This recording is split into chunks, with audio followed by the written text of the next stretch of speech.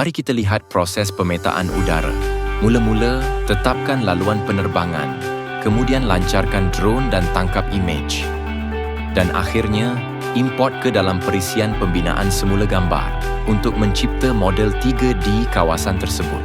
Kita boleh menggunakan model ini untuk mengukur lokasi, koordinat, jarak, kawasan dan isi padu objek.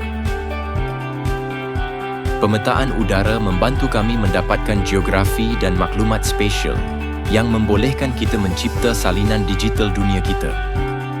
Kamera yang baik adalah penting dalam proses ini. P1 mengatasi pendahulunya dengan sensor bingkai penuhnya. Saiz sensor bingkai penuh ialah 36 mm kali 24 mm. Kawasan ini adalah 7 kali ganda lebih besar daripada sensor yang terdapat pada Phantom 4 RTK. Itu sangat hebat. Tetapi bagaimana operasi pemetaan udara boleh memberi manfaat dari segi sensor yang besar dan saiz piksel? P1 memberikan resolusi keberkesanan 45 megapiksel yang menangkap kawasan yang 2.25 kali ganda lebih besar.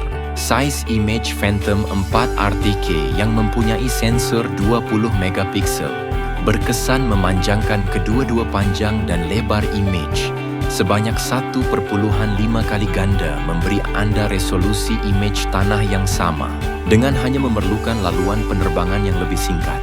Selain itu, selang foto minimum P1 ialah 0.7 saat. Apabila dipasang pada badan drone M300 RTK, P1 boleh terbang sehingga 15 meter per second untuk misi skala 1:500. Jika kita ingin mengumpul data untuk mencipta ortomosaik untuk kawasan seluas 10 km persegi atau hanya kawasan 4 batu persegi, hanya 4 penerbangan sahaja yang diperlukan dengan P1.